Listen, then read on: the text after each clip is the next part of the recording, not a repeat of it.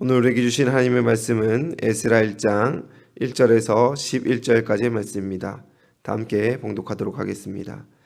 바사왕 고레스 원년에 여호와께서 예레미야의 입으로 통하여 하신 말씀을 이루게 하시려고 바사왕 고레스의 마음을 감동시키매 그가 온 나라에 공포도 하고 조소도 내려 이르되 바사왕 고레스는 말하노니 하늘의 하나님 여호와께서 세상 모든 나라를 내게 주셨고 나에게 명령하사 유다 예루살렘의 성전을 건축하라 하셨나니 이스라엘의 하나님은 참 신이시라. 너희 중에 그의 백성된 자는 다 유다 예루살렘으로 올라가서 이스라엘의 하나님 여호와의 성전을 건축하라. 그는 예루살렘에 계신 하나님이시니라. 그 남아있는 백성이 어느 곳에 머물러 살든지 그곳 사람들이 마땅히 은과 금과 그 밖의 물건과 짐승으로 도와주고 그 외에도 예루살렘에 세울 하나님의 성전을 위하여 예물을 기쁘게 드릴지니라 하였더라.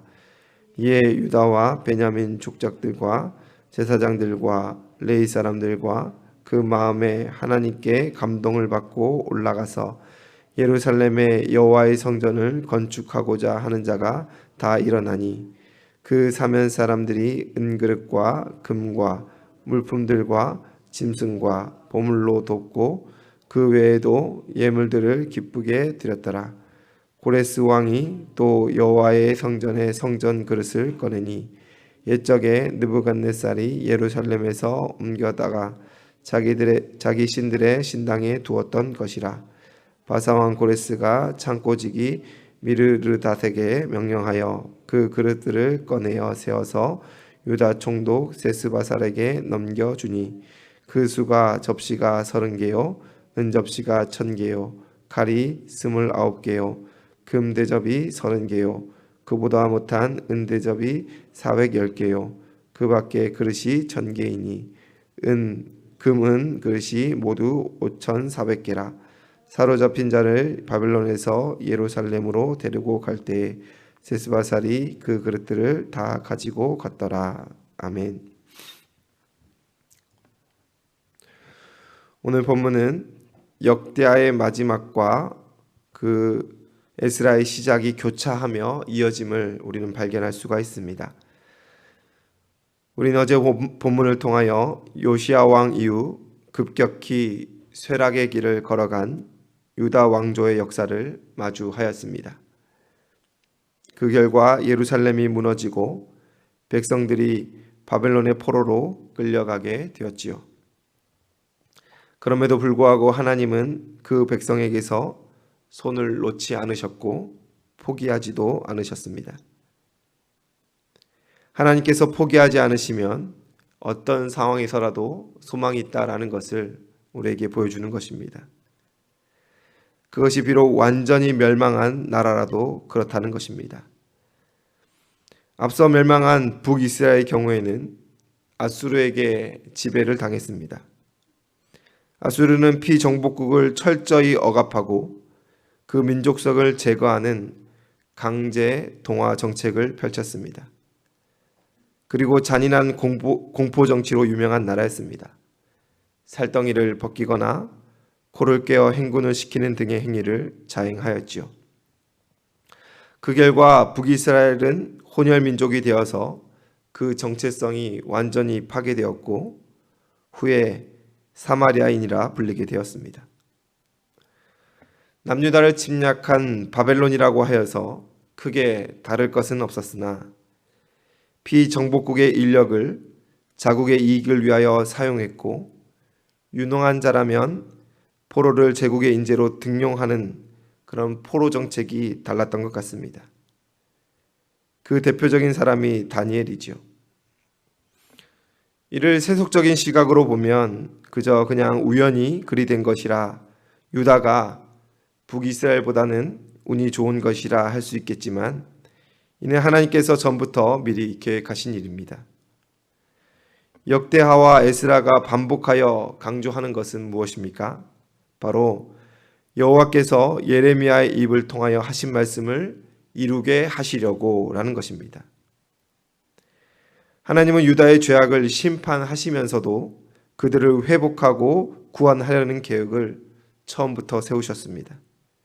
그것이 예레미야 29장 10절에 나타납니다. 여호와께서 이와 같이 말씀하시니라. 바벨론에서 70년이 차면 내가 너희를 돌보고 나의 선한 말을 너에게 성취하여 너희를 이곳으로 돌아오게 하리라. 심판을 행하기 전부터 하나님의 회복을 계획하고 계셨다라는 것을 이 말씀을 통하여 확인할 수가 있습니다. 그리하여 세상을 호령하던 바벨론은 이 예레미야 예언이 이루어질 때쯤에 쇠락하여서 바사왕 고레스에게 점령당하였습니다. 심지어 바벨론은 사치와 부패 등 내부 문제로 스스로 무너졌으며 고레스는 거의 피 한 방울 안 흘리고 바벨론을 점령했다라고 역사는 기록하고 있습니다. 이 또한 하나님께서 행하신 바라 성경은 말합니다. 고레스는 온 나라에 공포하여 포로된 유다 백성을 예루살렘으로 돌려보냅니다. 그저 포로를 자유하게 하는 것이 아니라 돌아가 여호와의 성전을 건축하라 명령하고 있습니다. 이는 우리가 잘 아는 바 고레스 칙령이라는 사건입니다. 이 또한 우리는 이것을 세속의 시각과 구별하여 봐야 합니다.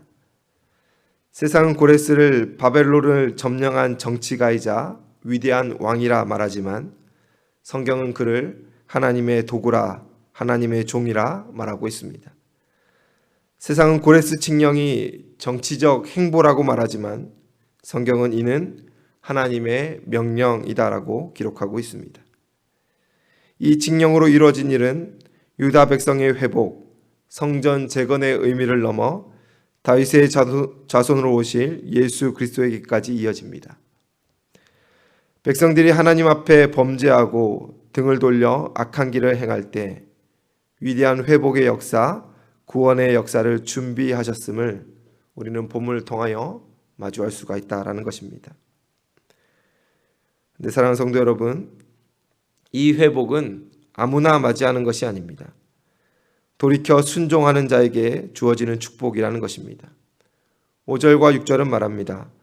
이에 유다와 베냐민 족장들과 제사장들과 레위 사람들과 그 마음이 하나님께 감동을 받고 올라가서 예루살렘의 여호와의 성전을 건축하고자 하는 자가 다 일어나니 그 사면 사람들이 은그릇과 금과 물품들과 짐승과 보물로 돕고 그 외에도 예물을 기쁘게 드렸더라. 여러분, 이들은 바벨론 포로로 이미 약 70년을 살아온 그들입니다. 그들의 정체성은 어쩌면 유다가 아닌 바벨론화 되었을 수도 있습니다. 그럼에도 예레미야 예언을 기억하는 자들, 하나님의 약속의 때를 고대하던 자들은 그 마음에 감동을 받아 귀환을 결심하여 자원하는 마음으로 일어섰다라고 성경은 말합니다. 그런데 여러분, 이때 귀환하는 자들이 많았겠습니까? 아니면 페르시아에 남은 자들이 더 많았겠습니까? 남은 자들이 훨씬 더 많았습니다. 느헤미야 7장에 따르면 1차 포로 귀환 때 귀환한 자들이 42,360명입니다. 이는 전체 포로의 5%에도 미치지 못하는 숫자입니다. 2차, 3차 포로 귀환 숫자를 합쳐도 10%가 안 된다라는 것이 학자들의 견해입니다. 이를 통하여 멸망으로 가는 길은 찾는 자가 많고 생명으로 인도하는 길은 찾는 자가 적다 하신 예수님의 말씀이 현실로 보여지는 장면입니다. 하나님의 역사는 포로 귀환의 칙령뿐 아니라 느부갓네살이 빼앗아갔던 성전 기물을 돌아오게 하였습니다. 7절 이하가 그 내용입니다. 어쩌면 유다 백성은 이 성전 기물을 잃어버렸다는 사실조차도 망각하고 있었을 수도 있습니다. 하지만 하나님은 그 백성이 하나님의 성전이 잃은 것을 기억하시고 돌이켜주시는 세밀한 하나님이십니다. 이는 성전 기물이 돌아왔다라는 것의 의미를 넘어 유다의 정체성을 회복시키시고 돌이키시는 일이라 할 수 있겠습니다. 이제 말씀을 맺고자 합니다. 오늘 본문은 유다의 회복, 그 시작을 보여줍니다. 이는 처음부터 끝까지 다 하나님이 하신 것입니다. 고레스가 돌아가게 한 것도 아니며 유다 백성이 자기가 스스로 돌아온 것도 아닙니다. 전적으로 하나님의 손이 처음부터 끝까지 행한 것임을 우리는 기억해야 할 것입니다.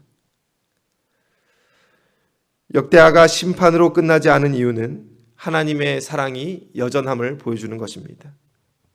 그 사랑으로 우리도 죄에서 돌이키게 된 것이며 멸망에서 생명으로, 저주에서 은혜로 돌아서게 된 것입니다. 이 모든 일에 우리의 공로가 없습니다. 우리는 그저 다만 은혜를 입은 자들입니다. 오늘 기도하실 때에 이 놀라운 은혜와 사랑 앞에 감사의 기도를 올려드렸으면 좋겠습니다. 더 나아가 그 사랑을 흘려보내는 순종의 도구로 사용하게 해달라고 구하는 결단의 시간 되시기를 주님의 이름으로 축원을 드립니다. 기도하겠습니다. 사랑과 은혜가 풍성하신 하나님 아버지, 오늘 우리에게 말씀하여 주시고 우리가 그 말씀 앞에 순종케 하여 주시옵소서. 세상은 날로 악해져 가지만 먼저 은혜 받은 우리가 그 세상의 빛과 소금이 되어 하나님의 나라를 확장시키는 일에 귀하게 쓰임받게 하여 주시옵소서. 오늘 역사 속에 담긴 하나님의 은혜를 마주합니다. 완전히 패망하였던 나라가 하나님의 계획 아래에서 그 회복을 시작하였습니다. 세상의 위정자도 그 어떤 권력도 하나님의 권위 아래 있음을 또 발견하게 됩니다. 하나님, 우리가 세상의 시선을 의식하기 이전에 하나님의 시선을 바라보고 행하게 하여 주시옵소서. 세상의 권위 앞에 무릎 꿇기 전에 하나님의 전 앞에 나와 무릎 꿇고 기도하게 하여 주시옵소서. 은혜 입은 자들로 자격 없음을 알고 우리의 공로 없음을 알고 하나님 앞에 늘 성실하게 하여 주시옵소서. 이 아침에도 기도의 자리에 나온 자들이 있습니다. 하나님 축복하여 주시고 이들이 기도하는 모든 것들 단 하나도 땅에 떨어지지 않게 하시며 주님 화답하사 하나님의 역사를 허락하여 주시옵소서. 향성교회에게 은혜를 내려주심에 감사를 드립니다. 앞으로 걸어가는 모든 걸음 가운데 동행하여 주시고 하나님의 뜻에 따라 하나님의 나라를 확장시키는 일에 귀하게 쓰임받게 하여 주시옵소서. 감사드리며 예수님의 이름으로 기도드리옵나이다. 아멘.